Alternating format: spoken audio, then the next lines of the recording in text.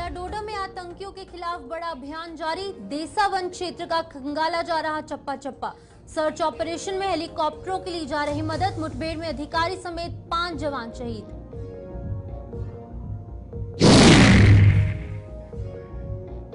मछेड़ी के बाद अब लोहाई में भी सेना की गई तैनाती। बदनोता में आतंकी हमले के बाद लिया गया फैसला।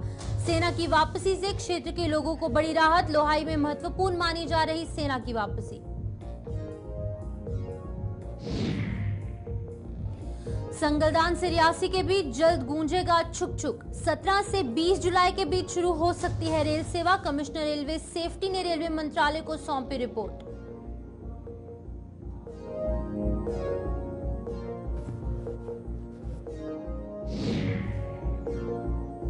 शिवखोड़ी धाम पर चाक चौबंद सुरक्षा व्यवस्था। बेस कैंप और रियासी रनसू मार्ग पर लगाए गए नाके। व्यवस्था की देश के कोने कोने से आए श्रद्धालु हुए कायल।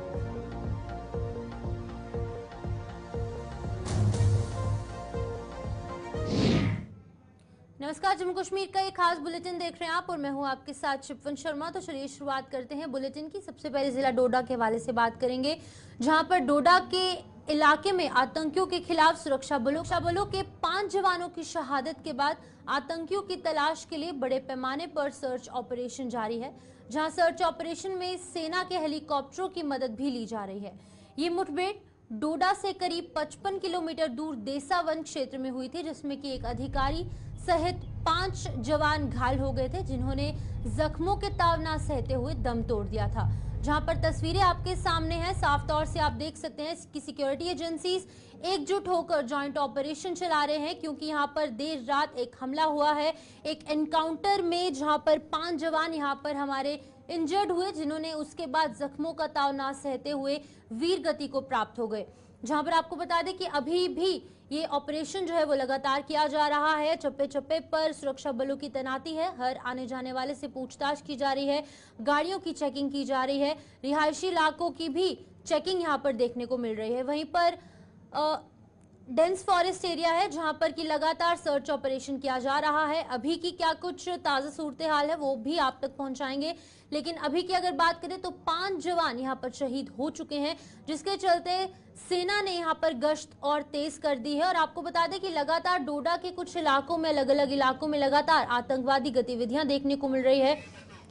अलग अलग जगहों पर अटैक जो है वो देखने को मिल रही है, जिसके बाद की यहाँ पर सिक्योरिटी एजेंसीज जो हैं वो यहाँ पर कड़ी मशक्कत के बाद अपना काम जो है वो कर रहे हैं। इस खबर पर जानकारी देने के लिए डोडा से वसीम हमारे साथ ज्वाइन कर चुके हैं।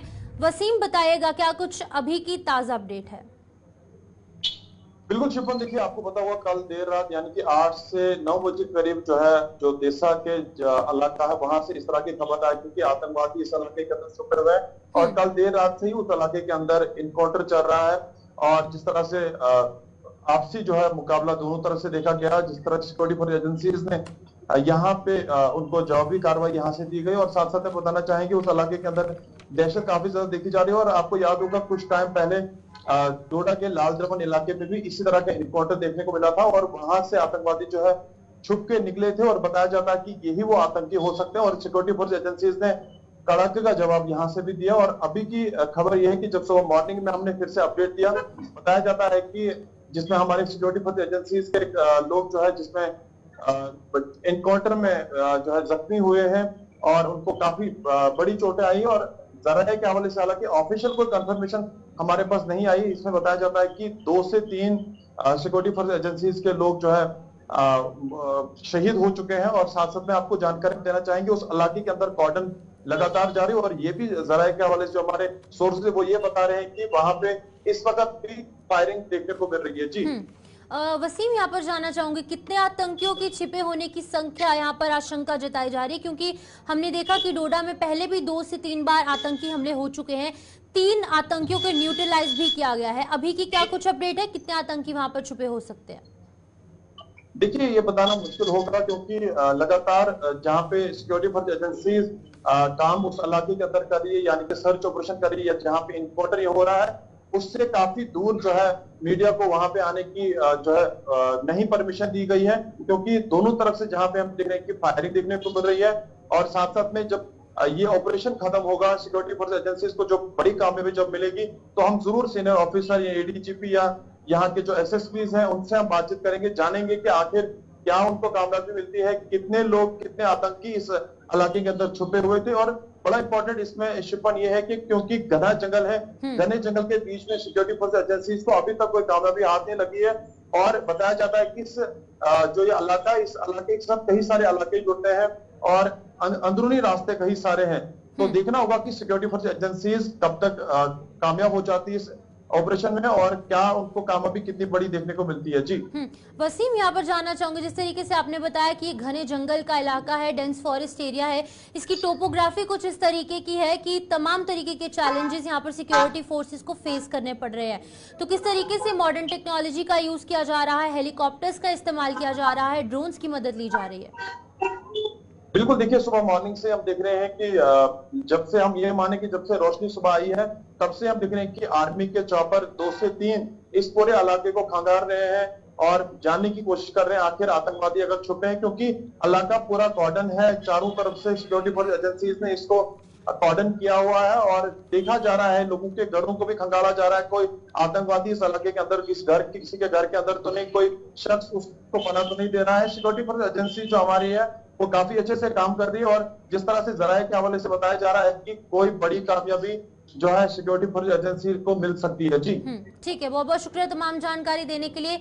वसीम गत्तू डोडा के हवाले से अपडेट कर रहे थे। यहाँ पर लगातार सेना का सर्च ऑपरेशन जो है वो जारी है, क्योंकि कल देर रात को एक एनकाउंटर होता है, एक यहाँ पर सेना के साथ कनेक्ट यहाँ पर देखने को मिलता है, जिसके बाद की 5 हमारे जवान जो है वो यहाँ पर वीर गति को प्राप्त हो जाते हैं। इसी बीच कठुआ जिले की बात करेंगे, जहाँ पर बदनोता में आतंकी हमले के 1 सप्ताह के भीतर ही अब क्षेत्र में सेना ने सभी इलाकों में अपना वर्चस्व बनाना शुरू किया है। मछेड़ी में सेना की 22 गढ़वाल राइफल की तैनाती के बाद अब लोहाई गांव में भी सेना ने पोस्ट तैयार किया है। यहाँ पर यह प्रक्रिया इलाके में चल रहे आतंकियों की तलाश और उनके मददगारों की धरपकड़ के बीच की गई। सेना की यहाँ वापसी काफी महत्वपूर्ण मानी जा रही है, क्योंकि लोहाई मल्हार का ये इलाका आतंकवाद के डंक से अछूत नहीं है। बता दें कि यहाँ पर लगातार जिस तरीके से आतंकवादी गतिविधियां बढ़ती जा रही हैं, कठुआ में भी हमने देखा कि 2 बार आतंकवादी हमले यहाँ पर देखने को मिले, एक हीरानगर में, उसके बाद बदनोता इलाके में भी एनकाउंटर देखने को मिला, एक हमला देखने को मिला जिसमें कि यहाँ पर हमको काफी बड़ा नुकसान उठाना पड़ा। कई यहाँ पर जवान जो है वो वीर गति को प्राप्त भी हुए, लेकिन एक बार फिर से यहाँ पर गश्त जो है वो बढ़ाई गई है और पूरे इलाके को यहाँ पर कॉर्डन कर सर्च ऑपरेशन पूरे इलाके में किया जा रहा है। तो इस खबर पर जानकारी देने के लिए रंजीव मेहता हमारे साथ ज्वाइन कर चुके हैं। रंजीव, बताएगा, बदनोता के बाद अब आसपास के जो एडजॉइनिंग एरियाज है वहां पर भी गश्त तेज कर दी गई है, क्या कुछ जानकारी है? मैं बताऊं कि ये जो इलाका है बदनोता का, यहाँ 8 जुलाई के दिन जो दोपहर के बाद आतंकियों ने घात लगाकर सेना के काफिले की गाड़ी को निशाना बनाया था, जिसमें 5 जवान जो है वो शहीद हो गए थे। उसके बाद से ही इस इलाके में व्यापक रूप से सर्च ऑपरेशन चलाया जा रहा है सिक्योरिटी फोर्सेस की तरफ से।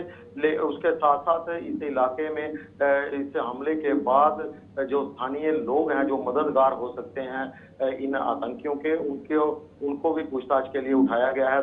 3 दर्जन से अधिक लोग हैं जिनको JMIC जम्मू में ले जाकर पूछताछ की जा रही है। लेकिन उसके बाद इस इलाके में लोगों काफी डरे हुए थे, सहमे हुए थे। अब लोगों में विश्वास बहाली को लेकर सेना ने अब लोहाई में एक सेना का पोस्ट बना ली है, यहाँ पर वहां पर पोस्ट बना ली है और उस इलाके में स्थायी रूप से सेना जो है वो तैनात हो चुकी है, जिसको लेकर स्थानीय लोगों ने काफी राहत ली है और आतंकियों को यहाँ से ढूंढ निकालने में काफी मदद होगी। क्योंकि पिछली बार जब हमला हुआ था तो जो सेना का कैंप है वो मछेड़ी में था, वो वहां से 30 से 40 किलोमीटर की दूरी पर था। सेना को पहुंचते काफी समय लग गया, लेकिन अब उस इलाके में बदनोता के पास लोहाई में इसको बनाया गया है, कैंप बनाया गया है। यहाँ पर सेना जो है वो स्थायी रूप से रहेगी और इस इलाके की हर एक गतिविधि पर नजर रखेगी। शिपन, यहाँ पर मैं बताऊं क्योंकि 90 के दशक में जब आतंकवाद उस समय जब चरम पर था, इस इलाके की बात करूं तो यहाँ पर काफी ओवरग्राउंड वर्कर थे जो सक्रिय थे, स्थानीय आतंकी भी थे, जिनको कईयों को मार गिराया, कई भागकर पाकिस्तान की तरफ चले गए और कईयों ने सरेंडर भी किया था। तो उस दौरान जो लोग थे वह क्योंकि इलाका जो आतंकवाद से अछूता कभी नहीं रहा। एक तरफ उधमपुर जिला जो है बिल्कुल कटा हुआ है। रंजीव, यहाँ पर जानना चाहूंगी, जिस तरीके से आपने भी बात की, लोकल सपोर्ट के बिना आतंकवाद जो है वो यहाँ पर पसरने का नाम नहीं ले सकता, क्योंकि लोग कुछ इस तरीके के हैं, कुछ एक दो लोग, इक्का दुक्का लोग इस तरीके के हैं कि इन आतंकवादियों को पनाह देने का काम कर रहे हैं। तो क्या लगता है, अब जिस तरीके से लूपहोल्स यहाँ पर कहीं ना कहीं देखने को मिल रहे हैं, किस तरीके से स्टेप्स उठाए जा सकते हैं, जिस तरीके से अभी यहाँ पर तैनाती देखने को मिली, और क्या कुछ किया जा सकता है कि ओवरग्राउंड वर्कर्स की संख्या में कमी आए और जो लोकल सपोर्ट इन आतंकियों को मिल रही है वो ना मिले? देखिए शिपन, आपने फरमाया कि लोकल सपोर्ट के बिना जहां आतंकवाद जो है पनप नहीं सकता। ये बिल्कुल सत्य बात है, क्योंकि अगर लोकल सपोर्ट होगी, कौन उनको खाना दे रहा है, कौन उनको पनाह दे रहा है, ये सारी बातें रास्ते बताते हैं। क्योंकि इस इलाके की बात करूं तो आतंकवाद ग्रस्त इलाका रहा है पहले। हो सकता है कोई ना कोई पूर्व आतंकी या उनके परिजन या उनके जानने वाला अपने आकाओं के हाथ से, जो पाकिस्तान से उनके हैंडलर गए, उनके हाथों में खेल रहा है और भारतीय सेना को निशाना बनाने वालों के साथ मददगार के रूप में काम कर रहा है। तो उसके ऊपर कड़ी नकेल कसना बहुत ही जरूरी है, क्योंकि सरकार की तरफ से भी जम्मू कश्मीर के डीजीपी ने भी बताया कि मददगार जो है आतंकियों के, उनके ऊपर गहरी चोट करने का अब वक्त आ गया है। उनको किसी भी तरीके से बख्शा नहीं जाएगा। इस तरह अगर जहां इस इलाके में अगर सेना की स्थायी चौकी बनी है, तो इससे जो यहाँ पर होने वाले जितने भी हमले हैं, जहाँ होने वाली गतिविधियां हैं देश राष्ट्र विरोध के चलते, उनके पर लगाम जरूर लगेगी। हाँ रंजीव, यहाँ पर आपसे जानना चाहूंगी, जिस तरीके से एक मेजर शिफ्ट हमने टेररिज्म का कश्मीर डिवीजन से जम्मू डिवीजन में देखा है, तो यहाँ पर क्या कुछ लगता है, जिस तरीके से 370 हटने के बाद कश्मीर डिवीजन से आतंकवाद थोड़ा सा खत्म होता नजर आया, अब इनकी स्ट्रैटेजी यहाँ पर चेंज हुई आतंकवादियों की, क्योंकि अब जम्मू डिवीजन को दहलाने का काम किया जा रहा है, रियासी, कठुआ, उधमपुर और अलग अलग इलाकों में? देखिए शिपन, धारा 370 हटने के बाद से कश्मीर ने जिस तरह से तरक्की की है, वहां का युवा जिस तरह से आगे बढ़ा है और वहां पर जो माहौल क्रिएट हुआ है, जिस तरह से शांति उस इलाके में आई है, अभी ऐसे ऐसे मंदिर भी वहां पे खुले हैं जो 3-3 दशकों से बंद पड़े थे, उनके कपाट। तो कश्मीर के लोगों ने अपना मन बनाया, क्योंकि इस बार रिकॉर्ड तोड़ टूरिस्ट जो है वो कश्मीर की ओर रुख किया जिसने। और उसके बाद जम्मू की बात करूं, क्योंकि जम्मू का इलाका जो है, ज्यादातर इलाका जो पहाड़ी इलाका जो है और LOC के साथ लगता इलाका, जो पाकिस्तान के साथ जुड़ा हुआ इलाका है, उस इलाके की तरफ आतंकियों ने अपना रुख किया, क्योंकि यहाँ पर 90 के दशक के आतंकवाद के बाद सिक्योरिटी फोर्सेस का इतना जमावड़ा नहीं था।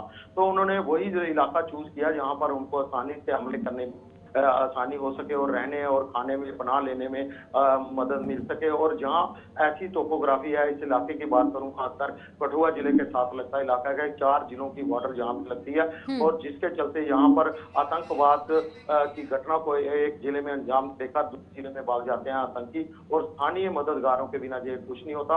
अब सेना की चौकी वहां बन चुकी है और इसके लगता है कि आने वाले समय में जरूर आतंकवाद पर इस इलाके में अंकुश लगेगा और लोगों को ने भी इसके लिए राहत की सांस दी है।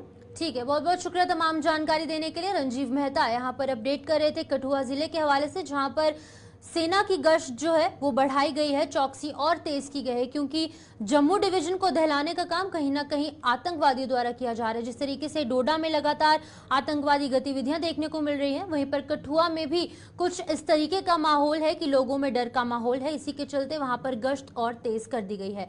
तो इसी तरीके की खबरों के लिए आप जुड़े रहिए गुलिस्तान न्यूज के साथ। यहाँ पर रुकते हैं एक छोटे से ब्रेक के लिए।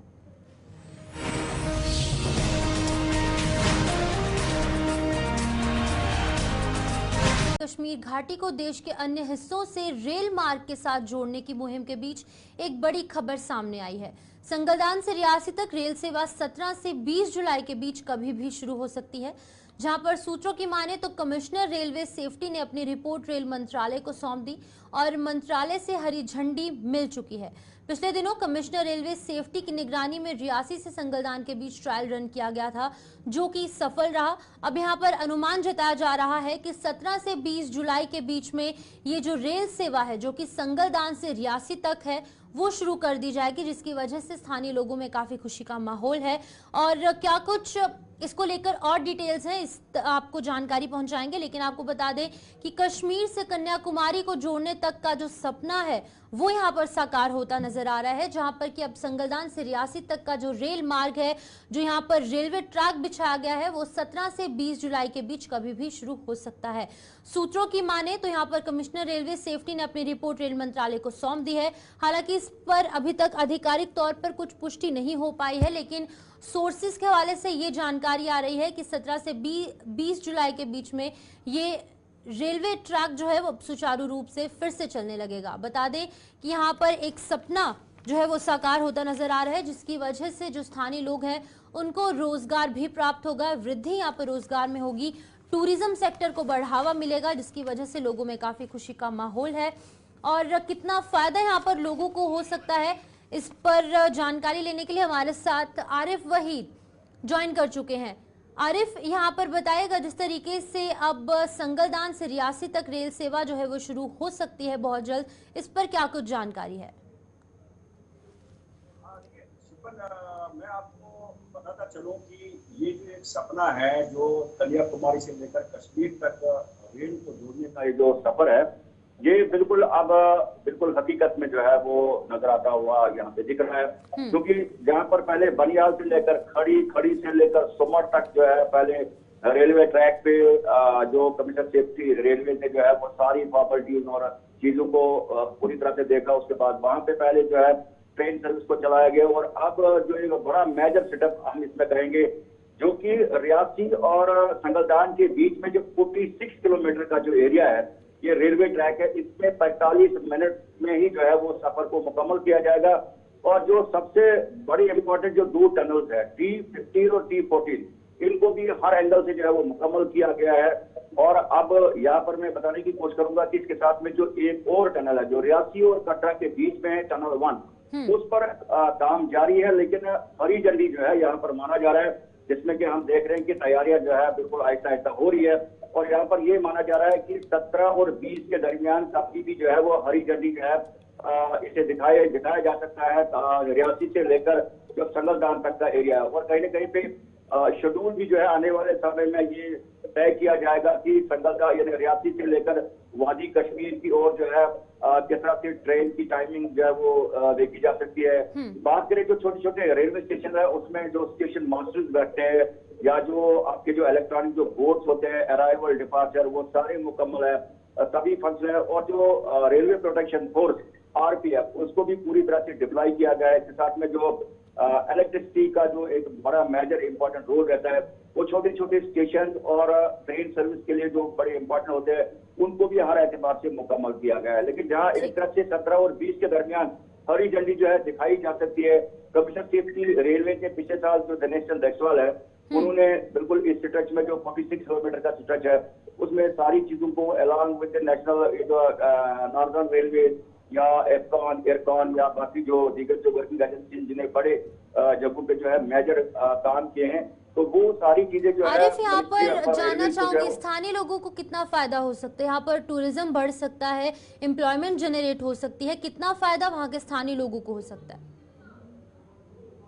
बिल्कुल, मैं शिपन आपको बताने की कोशिश करूंगा कि जब जम्मू से कोई भी चाहे यात्री हो, टूरिस्ट हो, आम जो आने वाला बाकी जो स्टेट से जो लोग आते हैं वादी कश्मीर में, जम्मू कश्मीर में, तो इस ट्रेन के जरिए जो है उन्हें कुछ ऐसी खूबसूरत लोकेशन जो है वो ट्रेन में भी जो है वो देखने को मिल सकती है।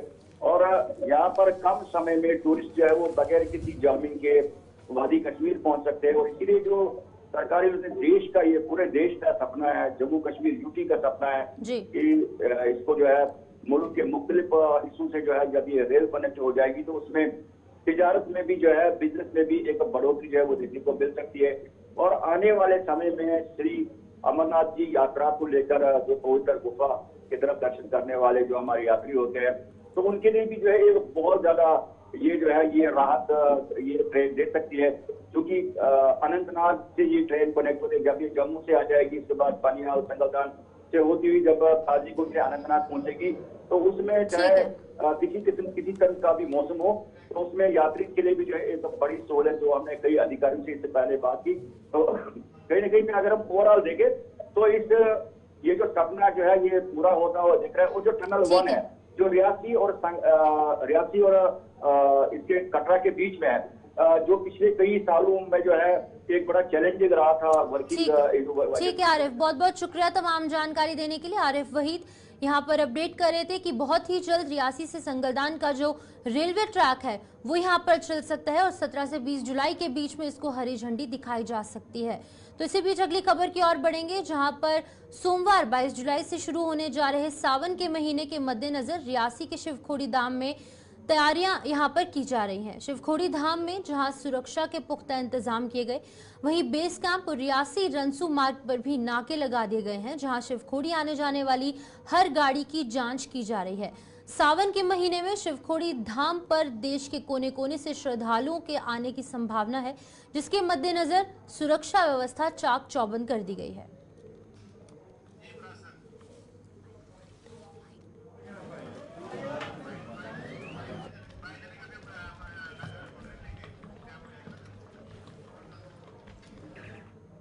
तो अगर बात करें शिवखोड़ी की, तो यहाँ पर सुरक्षा व्यवस्था जो है वो बढ़ा दी गई है, क्योंकि हमने पिछले दिनों यहाँ पर देखा कि 9 जून को एक बड़ा यहाँ पर आतंकवादी हमला जो है वो यहाँ पर शिवखोड़ी धाम में देखने को मिला।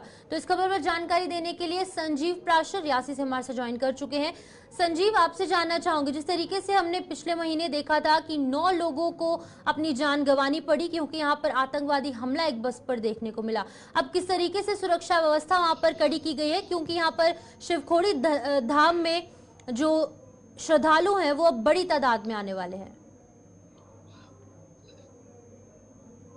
जी शिपुन जी, बिल्कुल। अगर रियासी जिले की बात करते हैं, जिस तरह से उनको एक जो श्रद्धालुओं की बस पर आतंकियों द्वारा कायराना हरकत करके जो हमला किया जाता है, उसी को देखते हुए अब यहाँ पे जो सिक्योरिटी के इंतजाम है वो पुख्ता इंतजाम कर लिए गए हैं। अगर मैं बात करूं जिस तरह से कटरा से जो श्रद्धालु वैष्णो देवी के दर्शन करने के बाद शिवखोड़ी आते हैं, तो वही अगर रास्ते की बात करें तो पूरी हर जगह सीआरपीएफ की बात करें तो हर जगह जो सिक्योरिटी के पुख्ता इंतजाम किए गए हैं। वही अगर पौनी की बात करते हैं, उसके साथ साथ दमेल इलाका है और वहां पे भी जो गाड़ियों की पूरी चेकिंग की जा रही है। उसी के साथ साथ आगे बारक जंडी मोड़ की बात करते हैं, वहां पर भी जो श्रद्धालुओं की जो गाड़ियां आ रही हैं, जहाँ कोई भी गाड़ी आ रही है उसकी चेकिंग की जा रही है। उसी के साथ साथ अगर जिस तरह से बेस कैंप रनसू में जब पहुंचते हैं श्रद्धालु, ऊपर जाने से पहले जिस तरह से गाड़ियां उनकी पार्क होती हैं, बस स्टैंड में पहुंचते हैं, तो वहां पर भी जो चेकिंग के कड़े इंतजाम किए गए हैं और चेकिंग हो रही है। उसी के साथ साथ अगर बात करें तो जिस तरह से पूरा शिवखोड़ी का ट्रैक है, वहां पर जो पोस्टें बनाई गई हैं सीआरपीएफ की अगर बात की जाए तो 3 कंपनियां वहां पर मौजूद है और हर समय दिन और रात चारों तरफ जो निगरानी रखी जा रही है। चेंज की गई है क्योंकि पब्लिक प्लेसेस पर यहाँ पर हमले नहीं देखने को मिल रहे हैं। दूर दराज के इलाकों में छुपकर गोरिल्ला वॉरफेयर जो खेलने का प्रयास है वो इन आतंकियों द्वारा किया जा रहा है। तो जो रोड है, क्योंकि वो काफी सुनसान इलाका है, अगर हम रियासी से शिवखोड़ी तक की बात करें तो किस तरीके से इन इलाकों में जो है वो सुरक्षा चाक चौबंद की गई है, क्योंकि घने जंगल का एरिया है, चैलेंजेस सिक्योरिटी फोर्सेस के लिए ज्यादा है।